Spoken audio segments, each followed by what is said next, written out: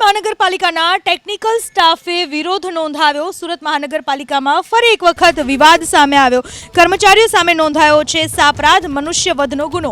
2 વર્ષીય માસૂમના ગટરમાં પડવાથી મોતને લઈને ગુનો, પુરાવા વગર ગુનો નોંધાતા કર્મચારીઓમાં આક્રોશ। મેયર અને મહેકમ વિભાગમાં કરી રજૂઆત। આવતીકાલે સુરત પોલીસ કમિશનરને કરશે રજૂઆત।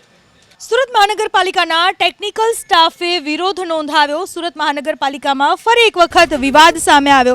કર્મચારીઓ સામે નોંધાયો છે સાપરાધ મનુષ્યવધનો ગુનો।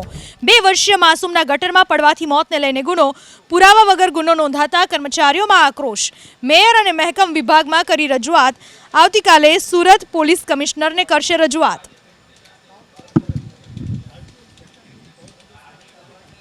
વિરમગામના ડાંગર કૌભાંડીઓને બચાવવાનો કરવામાં આવી રહ્યો છે પ્રયાસ। ડાંગર કૌભાંડનો મુખ્ય આરોપી સુફિયાન ભાજપનો નેતા રહી ચૂક્યો છે। ફરિયાદના 40 દિવસ બાદ પણ સુફિયાન પોલીસ પકડથી દૂર છે।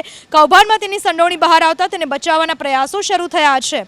જે ટ્રાન્સપોર્ટર પર ડાંગર સગેવગે કરવાનો આરોપ છે તેની પાસે અનાજ વિતરણનો કોન્ટ્રાક્ટ યથાવત રખાયો।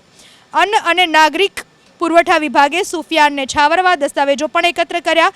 સમગ્ર મામલે વિરમગામના મામલતદારે સ્પષ્ટતા કરી કે વિરમગામ પોલીસે 3 ફેબ્રુઆરીએ સુફિયાનનો કોન્ટ્રાક્ટ રદ કરવા પત્ર લખ્યો હતો। 4 ફેબ્રુઆરીએ પોલીસનો આ પત્ર અને આ અંગેની કાર્યવાહી કરવા ઉપલી કક્ષાએ રજૂઆત કરી હતી। તો આ તરફ કોંગ્રેસ નેતા મનહર પટેલે સરકાર પર પ્રહાર કર્યા।